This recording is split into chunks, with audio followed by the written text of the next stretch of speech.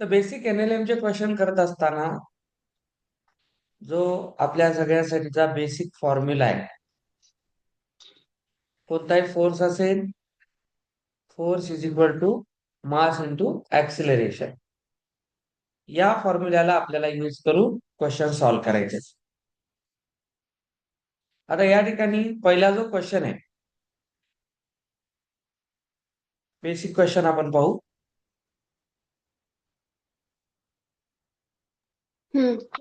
जसं आता an electron is subjected to a force. एका इलेक्ट्रॉनवर आपण एक फोर्स लावला 10⁻⁻⁵ न्यूटन. तर आपल्याला विचारलंय then find time taken by it, त्या इलेक्ट्रॉनला किती वेळ लागेल to cover distance of 0.2 metre. आता लक्षात द्या, आपण एका इलेक्ट्रॉनवर काय केला, एक फोर्स लावला एवढा. आता एक एक्सरे मशीन आहे, एक्सरे मशीनच्या मध्ये समजा अशा टाईपची एखादी मशीन आहे आणि ते एखादा इलेक्ट्रॉन आहे. आपण त्याच्यावर या डायरेक्शन मध्ये फोर्स लावला, तो फोर्स आहे 10⁻⁻⁵. तर इकडे फोर्स लावल्यानंतर या डायरेक्शनला ऍक्सिलरेशन होईल, त्यामुळे तो काही डिस्टन्स कव्हर करेल. तर त्याने हे जे डिस्टन्स कव्हर केले हे 0.2 मीटर असेल. तर इथून इथपर्यंत येण्यासाठी याला किती टाइम लागला. तर आधी आपल्याला काय करावं लागेल, हा जो क्वेश्चन आहे, असे क्वेश्चन तुम्हाला फोर्स आणि कायनेमॅटिक्सला मिक्स करून विचारतात. आता बघा, इथे तुम्हाला डिस्टन्स कव्हर करायचंय, दिलाय फोर्स. आता आपल्याला हे माहिती आहे की सर याच्यामध्ये मास काय असेल. तर तुम्हाला एक डेटा देतात, मास ऑफ इलेक्ट्रॉन जे आहे ते आहे 10⁻⁻30 किलोग्रॅम. तर बघा, आपल्याला जर डिस्टन्स काढायचंय, फोर्स दिलाय, तर फोर्स वरून आपल्याला काय मिळणार. बघा, फोर्स दिलेला आहे क्वेश्चन मध्ये, मास दिलेले आहे, तर मिळणार काय, ऍक्सिलरेशन. तर पहिल्यांदा आपण काढू ऍक्सिलरेशन. तर force is equal to mass into acceleration. So acceleration becomes force by mass. तर फोर्स आहे 10⁻⁻25, मास आहे 10⁻⁻30. आणि आपल्याला माहिती आहे same base division powers are subtracted. तर 10 हा -30 वर सबट्रॅक्ट होऊन काय होईल, +30. त्याच्यावर आला लागलेलं acceleration 10⁵ metre per second square. आता आपल्याला काय म्हणलेलं आहे की हे ऍक्सेलरेशन आहे आणि डिस्टन्स कव्हर करा. आता कुठलाही जो इलेक्ट्रॉन आहे इथे या एक्सरे मशीन मध्ये, याच्यावर सुरुवातीची वेलोसिटी काय असेल, 0. इनिशियल वेलोसिटी 0 असेल. तर बघा, लेट इनिशियल वेलोसिटी 0, ऍक्सिलरेशन आता आपण काढले 10⁵, आणि आपल्याला इथे काय काढायचं आहे, टाइम, आणि डिस्टन्स कव्हर करायचे 0.2 मीटर. तर युनिट्स कडे लक्ष द्या. युनिट बघा, फोर्सचं न्यूटन आहे, डिस्टन्सचं मीटर आहे, जे एसआय युनिट आहे.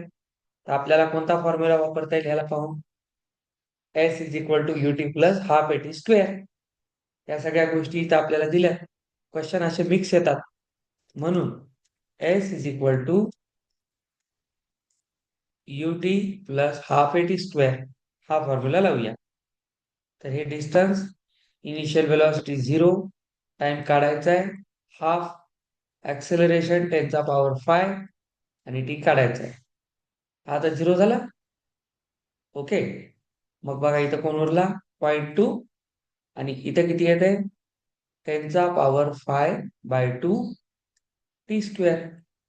या टूला इकडे पाठवा, तर इथून टी स्क्वेअर काय येतो, 0.2 इंटू 2 डिवायडेड बाय 10⁵. तर आपल्याला याचा आन्सर आता मिळते सेकंड्स मध्ये, कारण टाइम आहे.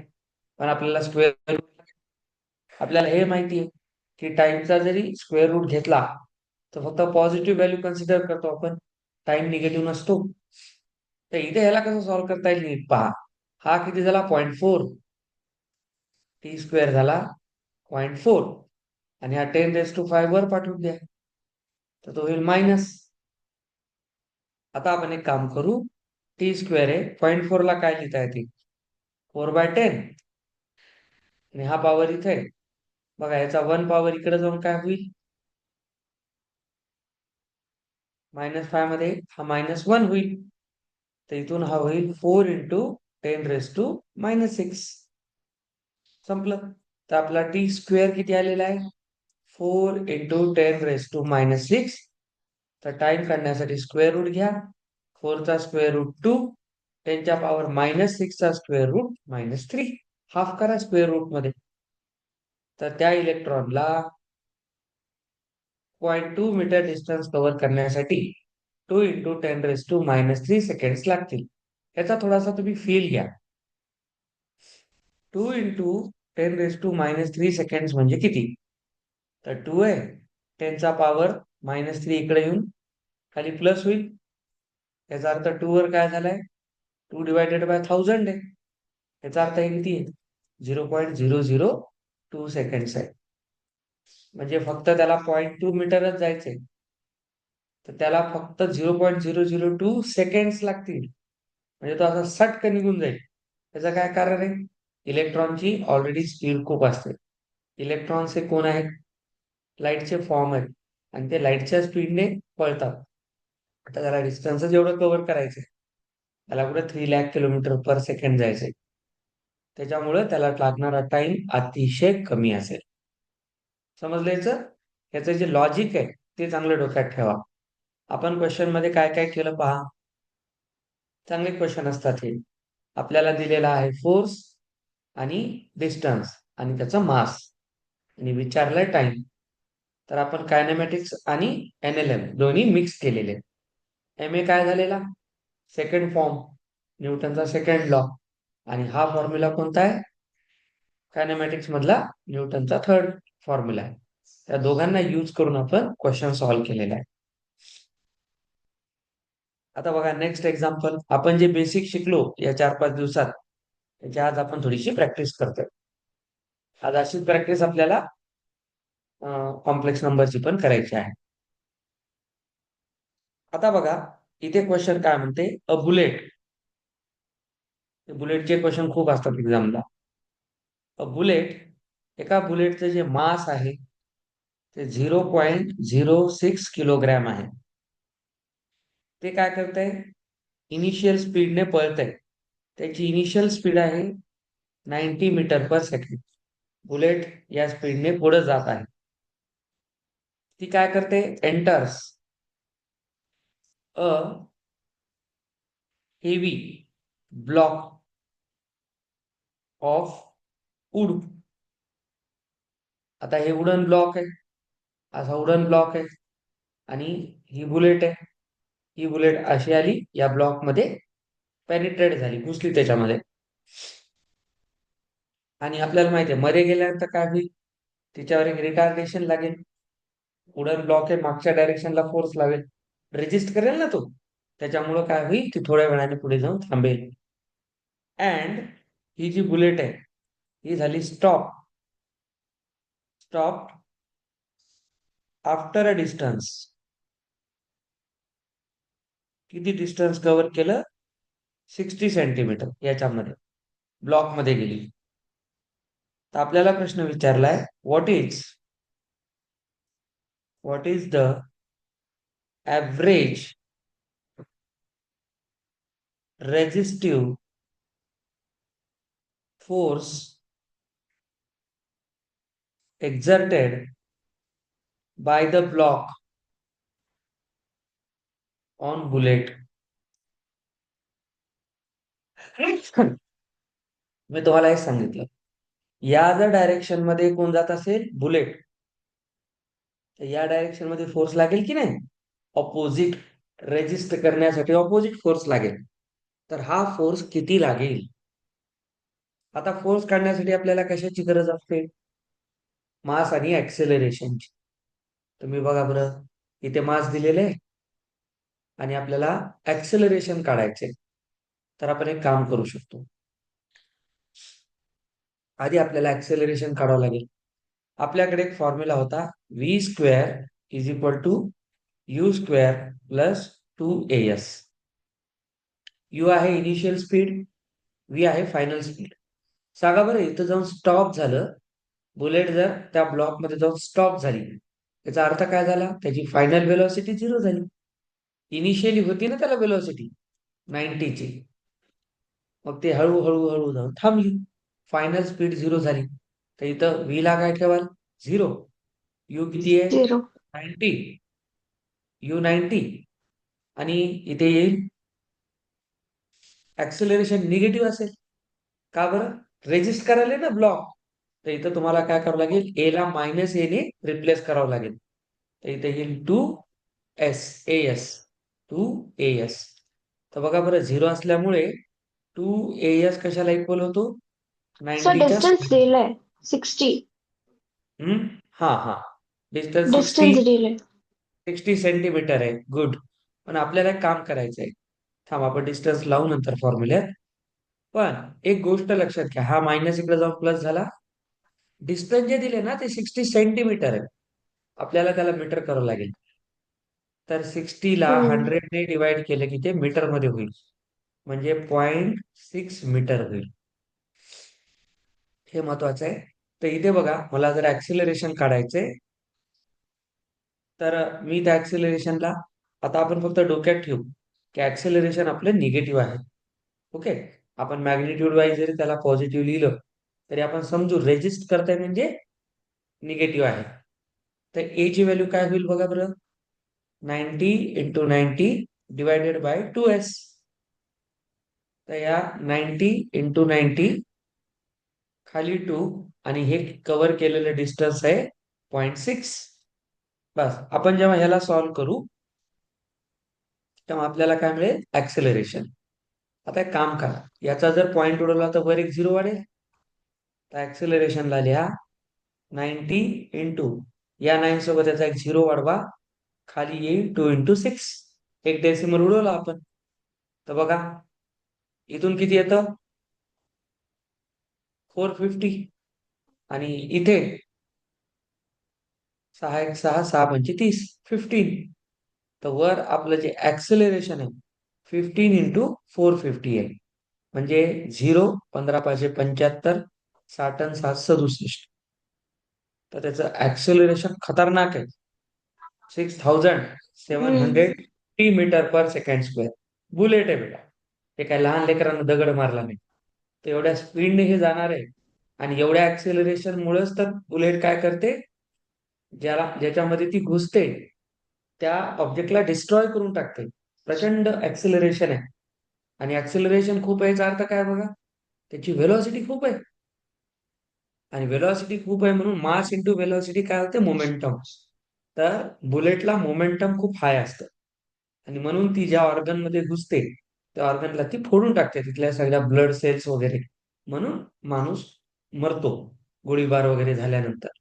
ते मूवीज मध्ये काही दाखवतात, हिरोला 10-10 बुलेट लागतात पण त्याला काहीच होत नाही. असं नसतं. एका बुलेटमध्ये आपला खेळ खतम होत असतो. तर मूवीज मध्ये काही दाखवतात. असो, इथं तुम्ही अज्युम करून चला ए निगेटिव्ह आहे. ओके. ए निगेटिव्ह आहे, कारण मी जर इथं पॉझिटिव्ह ठेवला, इथे पॉझिटिव्ह ठेवला, तर हा इकडे येऊन काय होईल? निगेटिव्ह. निगेटिव्हचं फक्त रिझन काय आहे? रेजिस्ट करतो.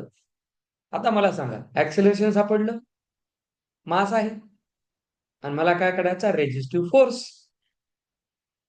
तर फोर्स काय असतो? फोर्स असतो मास इंटू ऍक्सेलरेशन. NLM च्या क्वेश्चन मध्ये एक गोष्ट लक्षात ठेवा, पूर्ण कायनेमॅटिक्स येणार, कारण ते तुम्हाला काय काढायला लावणार? ऍक्सेलरेशन. ए काढण्यासाठी यू, व्ही, टी सगळ्यासोबत खेळावं लागतं. म्हणून पूर्ण NLM सुद्धा इथे यूज होतो. तर इथे तुम्हाला फोर्स मिळणार, मास, ते ऑलरेडी बघा कशात आहे? केजीत आहे. आणि ऍक्सेलरेशन. तर जेव्हा आपण ह्याला सॉल्व्ह करू तेव्हा आन्सर येतं 405 न्यूटन. सर निगेटिव्ह काय नाही लावलं? काही प्रॉब्लेम नाही. निगेटिव्ह लावलं तर फक्त काय सांगते? हा आहे रेजिस्टिव्ह नेचरचा फोर्स, आणि पॉझिटिव्ह त्याचा काय असते, मॅग्निट्यूड. समजला क्वेश्चन? या पद्धतीने आपल्याला हे क्वेश्चन्स असतात. Next question. आता आपण 2 दिवस याचे क्वेश्चनच करणार आहोत सगळ्या टाईपचे.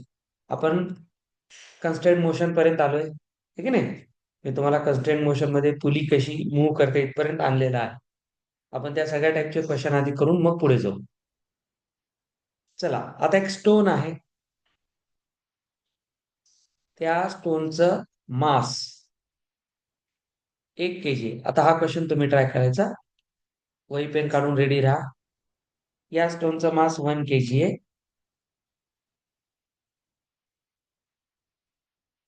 त्याला आपण काय केलं, थ्रो केलं.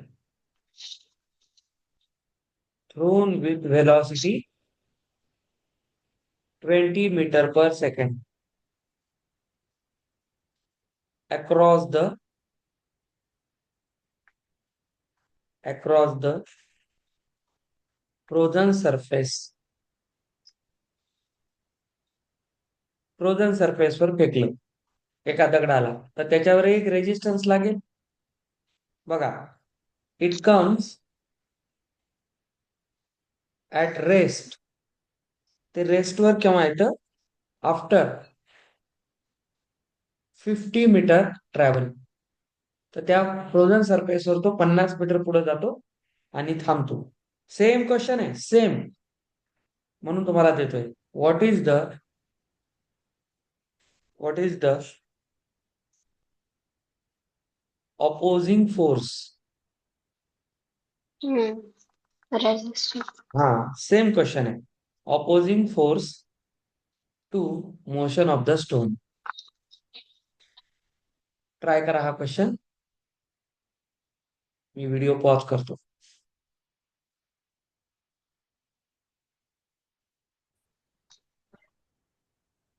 चला पहा, आपण हाच फॉर्म्युला लावू. V² = U² + 2AS. तर इथं स्टॉप झाला म्हणजे V0 झाला. इनिशियल स्पीड होती 20, 2A, आणि डिस्टन्स आहे 50. आता हे मीटर मध्ये आहे, ह्याला डिवायडेड बाय 100 करायची गरज नाही, ऑलरेडी मीटर मध्ये आहे. युनिट्स कडे लक्ष देत चला. तर हा झाला 0, हा झाला 400, आणि हा झाला 100A. तर 100A किती होतोय बघा, 400. हा निगेटिव्ह मध्ये होईल. याचा अर्थ ए ची व्हॅल्यू किती झाली, -4 मीटर पर सेकंड स्क्वेअर. निगेटिव्हचा अर्थ काय, डिसेलेरेशन किंवा रिटार्डेशन आहे.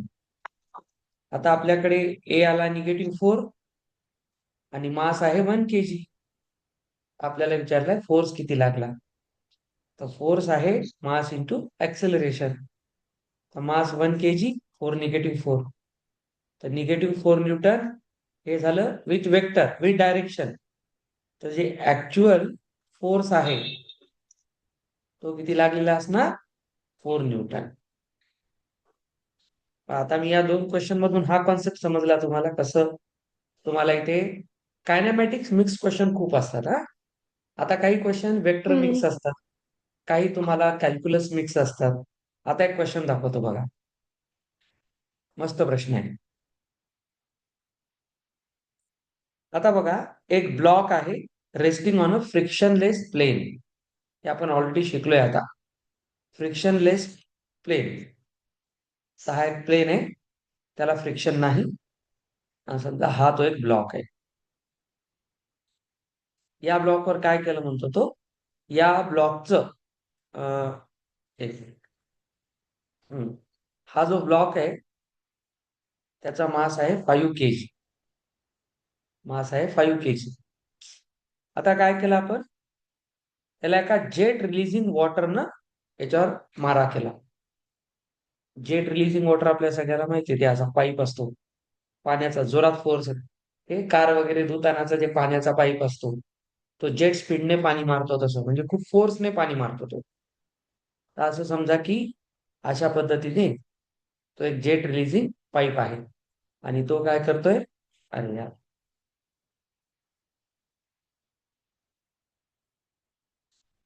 एक मिनिट. त्याला काहीतरी अडचण आली. हा, असा तो पाईप असेल आणि ह्याच्यामधून त्याच्यावर असा पाण्याचा मारा होतोय. ह्याच्यामुळं काय झालं, आता ह्याच्यावर फोर्स लागला, त्यामुळे तो पुढे पुढे जाईल. पुढे पुढे जाईल की नाही पाणी याच्यावर जोरात लागल्यामुळे. पण याची गंमत काय आहे, नीट बघा. जे वॉटर रिलीजिंग आहे, याच्यात जे पाणी पडतंय ते कसं पडतंय, at a rate of 3 kilogram per second. एका सेकंडला 3 किलो पाणी पडतं याच्यावर, एकदम फास्ट. म्हणजे सांगा, इथं मास चेंज व्हायले की नाही, कंटिन्यू मास बदलायले की नाही. एका सेकंड मध्ये 3 kg, दुसऱ्या सेकंडला 6 kg, तिसऱ्याला 9 kg. तर मास चेंज व्हायले. आता चेंजला काय लिहितो आपण, d/dt, टाइमच्या रिस्पेक्ट. DDBT. हा, मग इथं 3 किलोग्रॅम पर सेकंडने जाते पाणी, आणि त्या पाण्याची जी स्पीड आहे ती आहे 4 मीटर पर सेकंड. हे पाण्याच्या मासचा रेट आहे आणि ही त्याची स्पीड आहे. तर आपल्याला विचारले, आता हा या डायरेक्शन मध्ये ऍक्सिलरेट होईल की नाही, पुढे पुढे सरकेल तो मास. आपल्याला विचारले फाइंड ऍक्सिलरेशन ऑफ ब्लॉक. तर ब्लॉकचं ऍक्सिलरेशन सांगा. तर बघा, ह्याच्यामध्ये तुम्ही एक काम करू शकता. फोर्स लिहा. फोर्स काय असते, मास इंटू MV. ऍक्सिलरेशन. मास इंटू ऍक्सिलरेशन. आता बघा, इथे ऍक्सिलरेशन काय असते, सर ऍक्सिलरेशन असते v/t, है की नाही, v/t असतं. पण इथे चेंज कोण होत आहे, मास चेंज होत आहे. म्हणून आपण या फॉर्म्युल्याला काय लिहू, dm/dt. चेंज मास व्हायले ना, इंटू काय करा, v. बघा फॉर्म्युल्याला किती इंटरेस्टिंगली क्वेश्चन मध्ये कन्वर्ट केले. तर फोर्स येतो, बघा हा dm/dt म्हणजे काय, rate of change of mass. तर मास कितीने बदलत आहे, 3 kg/सेकंडने. तर dm/dt ला 3 लिहा, आणि व्हेलॉसिटी किती आहे, 4.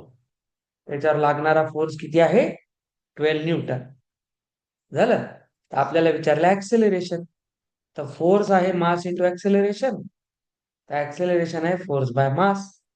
फोर्स आला 12 न्यूटन, आणि मास किती आहे, 5 kg. ब्लॉकचं मास आहे ना, नाहीतर तुम्ही हे मास लिहाल ठीक नाही. आपल्याला ब्लॉकचं ऍक्सेलरेशन काढायचंय, तर ब्लॉकचं मास घ्यावं लागेल. तर हे येते 2.4 मीटर पर सेकंड स्क्वेअर. बघा या फॉर्म्युल्याला कसं इंटरेस्टिंगली यूज केले, लक्षात. चल, आता याच्यामध्ये तुम्हाला काही वेक्टर बेस्ड क्वेश्चन सुद्धा असतात. तसा अजून एक क्वेश्चन पहा. पुढची कॅटेगरी बघा. एक या पद्धतीने एक सरफेस आहे. या सरफेसवर एक असा ब्लॉक ठेवलेला आहे. या ब्लॉकचं मास अगेन 5 kg आहे. याच्यावर या डायरेक्शन मध्ये फोर्स लागला असा. आता बघा, हा जो फोर्स आहे हा 50 न्यूटन आहे, आणि याने काय केलेला आहे, असा व्हर्टिकल आणि हॉरिझॉन्टल आपण कोणत्याही फोर्सला स्प्लिट करतो की नाही, वेक्टरला रिझॉल्व्ह करतो त्याच्या कॉम्पोनंट्स मध्ये. तर त्याने इथं केलेला अँगल 60 डिग्री आहे.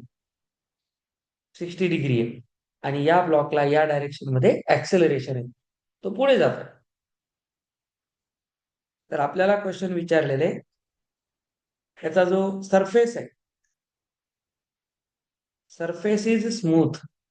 याचा अर्थ मी तुम्हाला लेक्चर मध्ये सांगितलाय. स्मूथ सरफेस म्हणजे फ्रिक्शन झिरो. आपण फ्रिक्शन नाही म्हणून चालतोय, फ्रिक्शन झिरो आहे. तर आपल्याला विचारले फाइंड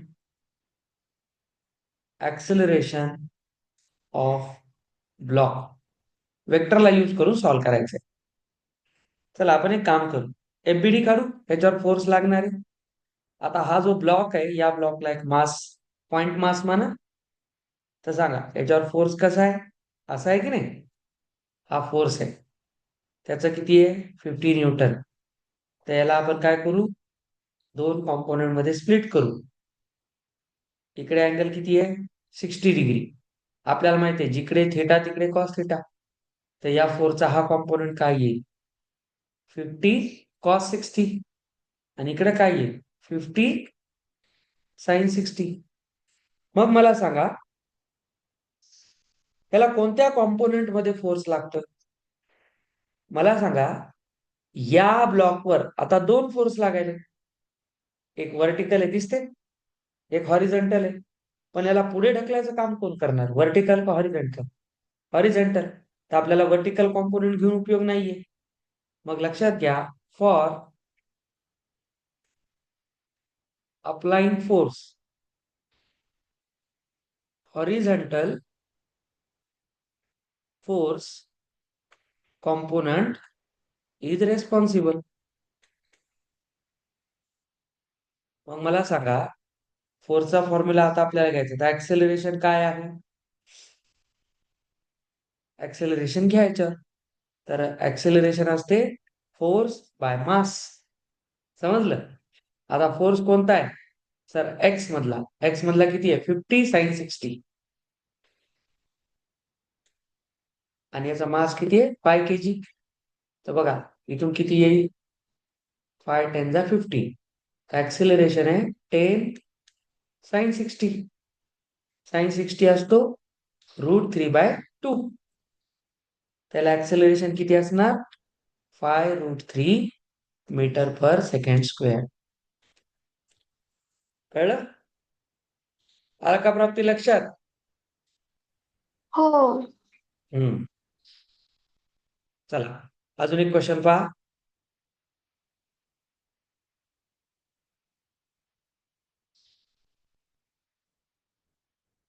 पुढचा क्वेश्चन आहे, एक फोर्स आहे तो आहे 2t_i प्लस 3t²j.